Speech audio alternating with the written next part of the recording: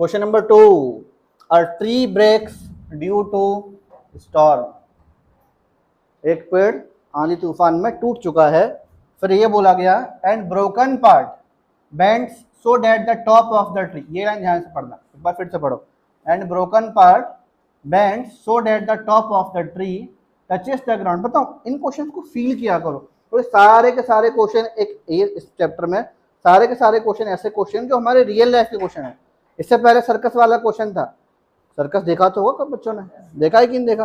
जितने भी क्वेश्चन इसमें आने वाले हैं वो सारे के सारे हमारे पास रियल लाइफ के ही क्वेश्चन होंगे। क्वेश्चन को पढ़ा करो और फील किया करो, और यार अगर ऐसा हो रहा होगा तो शायद ऐसा हो रहा है। जितने भी क्वेश्चन है चैप्टर में, जितने भी पहले क्वेश्चन से लेकर लास्ट क्वेश्चन तक सारे के सारे क्वेश्चन रियल लाइफ के हैं।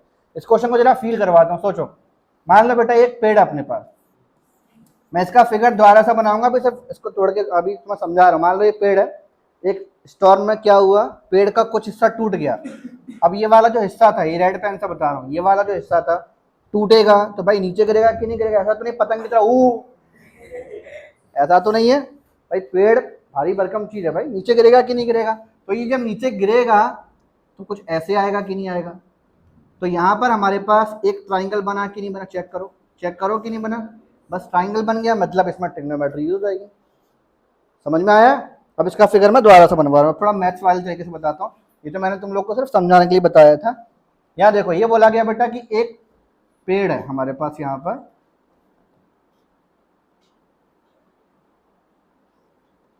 इसका कुछ पोर्शन टूट करके नीचे गिरा। ऐसा होगा कि नहीं होगा? ए बी और सी, ए बी और सी, ठीक है। अब यहां मैंने लिखा, मैंने बोला बेटा कि हमारे पास लेट ए सी बी आ ब्रोकन पार्ट। ये ब्रोकन पार्ट है ना, ये टूटा हुआ पेड़ नीचे तो गिरा है। ए सी ब्रोकन पार्ट ही तो हुआ ना, ए सी ब्रोकन पार्ट है, ए सी बी आ broken part and A B आ रिमेनिंग पार्ट। ये बेटा ए बी वो पार्ट है जो टूटने के बाद भी बच गया। ए बी पार्ट हर समझ में आ रहा है ना? ए बी वो पार्ट है जो टूटने के बाद भी बच गया। अब क्वेश्चन में ये बोला गया था कि यहाँ पर जो एंगल है, ये जो एंगल था वो कितने डिग्री का है? 30 डिग्री का। ये जो एंगल है वो 30 डिग्री का, जो क्वेश्चन में पूछा गया। और एक और चीज की मैंने बेटा देखो, the distance between the foot बोले तो ये फुट हो गया, and the tree to the point where the top touches, और ये टॉप कहाँ टच किया हुआ यहाँ पर, इनके बीच का डिस्टेंस कितना है? क्वेश्चन में पूछा गया find the height of the tree. Question समझ में आ गया? अच्छा, एक बात सोचो जरा, इस फिगर में पेड़ की एक्चुअल हाइट है कौन सी? ट्री की एक्चुअल हाइट, जो कुछ बच्चे कर चुके हैं वो नहीं बोलेंगे। Very good, A B plus A C. इसमें जो पेड़ है ना, जो ट्री है, उसकी एक्चुअल हाइट क्या होगी? ए बी प्लस ए सी। भाई टूट गया तो उन्होंने ओरिजिनल हाइट पूछा, देखो लिखा find the height of the tree. Tree की हाइट हमें फिर पूरी कंप्लीट बतानी होगी यहाँ पर।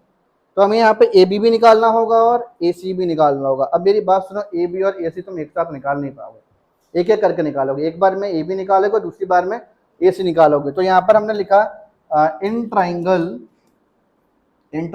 ए B C, triangle A B C में एंगल बी कितना है? एंगल बी कितना है? 90। ट्राइंगल ए बी सी में एंगल बी 90 है। तो बेटा यहाँ देखो, मुझे दिया क्या गया था, और मुझे ये निकालना और ये भी निकालना। तो मैंने बताया कि दोनों चीजें एक बार में तो निकलेंगी नहीं, एक एक करके निकालेंगे। तो पहले मैं सोच रहा हूँ कि पहले मैं इसको निकाल लेता हूँ। तो ये तो निकालना है और ये दिया गया है। तो परपेंडिकुलर और बेस कौन से फॉर्मूले में आता है? किसके में आता है? सी लाउडली, 10 में आता है। हमने यहाँ लिखा tan theta is equals to perpendicular upon base. tan theta is equal to perpendicular upon base. tan theta कितना है हमारे पास इधर?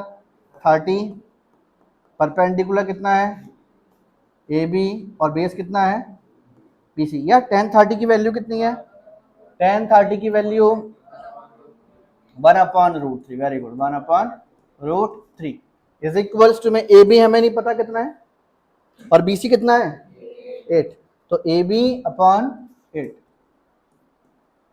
8 का इससे मल्टीप्लाई, √3 का इससे। वेट, √3 को मत ले जाओ, अकेले 8 को ले जाओ। तो 8 अपॉन ये ए बी आ गया हमारे पास। बोलो कोई डाउट इसमें किसी को? कोई डाउट है क्या? कोई दिक्कत नहीं ना इसमें, ठीक है। ये हमारे पास अभी यहाँ पर ए भी आ चुका है। अब ये वाली साइड निकाल दें AC, तो हमें यहाँ पर बेस दिया हुआ और हाइपोटेन्यूस निकालना है। B और H कौन सा फॉर्मूला है, कॉस। हम यहाँ फिर से लिखेंगे again cos theta is equals to B upon H। Cos theta, theta कितना है हमारे पास 30, बेस कितना होगा बेटा ये 8, और हाइपोटेन्यूस का नाम कितना है AC। कॉस 30 की वैल्यू कितनी होती है √3/2।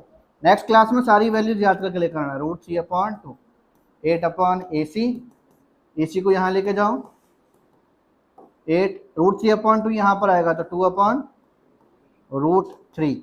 AC is equals to 16/√3 metre.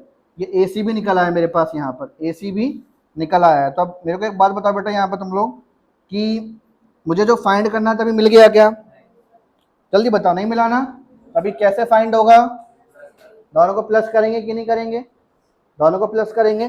तो हम यहाँ पे हाइट निकालेंगे। Now therefore height of a tree की हाइट कैसे मिलेगी हमें, यहाँ पर AB और AC को प्लस करना पड़ेगा, AB प्लस AC। तो AB कितना है हमारे पास 8/√3 प्लस AC कितना है 16 डिनोमिनेटर सेम है दोनों में, √3 सेम है ना, तो ये हमने √3 को ऐसे लिखा 8 + 16 और ये 24 अपॉन में √3। डिनोमिनेटर में √3 रह गया, इसको रैशनलाइज करें, क्लास 9th में सीखा था, रैशनलाइज करेंगे इसको हम। तो यहाँ पर √3 अपॉन में √3 और 24 √3 का √3 से किया तो 3 1 और 3 8 था, तो 8/√3। √3 की वैल्यू कितनी है, मल्टीप्लाई करें, 8 से 24, 2 कैरी गया 8, 5 कैरी गया 13.84 मीटर। ये हमारे पास क्या आ गया, हाइट ऑफ ट्री। अब बेटा थोड़ा बात ध्यान से सुनना, थोड़ा ध्यान से सुनना, पीछे आंसर शीट में आप चेक करोगे ना तो इसका आंसर ये होगा 8/√3। जरा चेक करो, चेक करो, 8/√3। तो कुछ बच्चे पूछते हैं मुझसे ये वाली बात कि सर आपने इतना आगे फालतू में क्यों करा दिया, आंसर मिल तो गया एनसीईआरटी के हिसाब से। तो एक सिंपल सी बात बताता हूँ, देखो भाई बोर्ड एग्जाम देने तुम लोग को जाना है, मार्कशीट तुम लोगों की बनेगी, तुम्हारी मर्जी है। तो 8/√3 लिखो, चाहो तो इतना भी छोड़ देना, नंबर उसी हिसाब से मिलेंगे।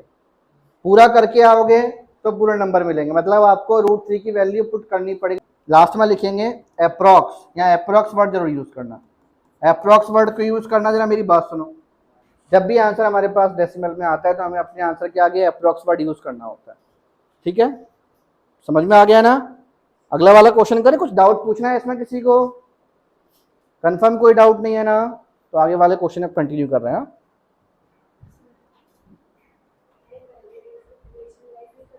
हाँ बहुत शानदार क्वेश्चन पूछा इसमें, ये पूछना चाहिए था, तभी तो मैं वेट कर रहा था, बहुत देर धीरे धीरे उसको आगे भी लेके जा रहा था, शायद कोई पूछ ले। तो जब तुम लोगों के पेट में दर्द हो ही नहीं रहा तो फिर मैं क्यों इलाज करूँ फालतू में, बात ये है ना। तो यहाँ पर इसने पूछा कि सर इसको हम पहले भी तो रैशनलाइज कर सकते थे। तो बेटा पहले भी रैशनलाइज करने का मतलब हो गया कि आप अपने पैरों पर कुल्हाड़ी मार रही हो। ये क्वेश्चन जो तुमने अभी देखा ना यहाँ पर खत्म हो गया, अगर पहले रैशनलाइज करोगे तो ये क्वेश्चन यहाँ खत्म ना होने के बजाय 4 लाइन और आगे भी होगा और 3 मिनट ज़्यादा लेगा, एक एवरेज ड्यूरेशन बता रहा हूँ, 2 से 3 मिनट ज़्यादा लेगा, क्योंकि फिर आपको एक बार यहाँ रैशनलाइज करना पड़ेगा, फिर एक बार यहाँ भी करना पड़ेगा, और रैशनलाइज करने में टाइम लगता है थोड़ा सा, तो आप उसको एक ही बार करो। मेरे से बच्चे पूछे सर हम रैशनलाइज कब करें, तो मेरी बात ध्यान रखना, सिर्फ एक ही बात सुनो, जब तक फाइनल आंसर नहीं आएगा रैशनलाइज कभी मत करना। क्या बेटा ये मेरा फाइनल आंसर था AB, क्या मेरा AC फाइनल आंसर था, height of a tree final answer है, इसलिए रैशनलाइज किया। हमेशा ध्यान रखना, कभी कंफ्यूज हो गई नहीं कि कब रैशनलाइज करना है कब रैशनलाइज नहीं करना। सर की बात ध्यान रखो, जब फाइनल आंसर होगा तभी रैशनलाइज करोगे, आंसर हमेशा सही आएगा, ठीक है।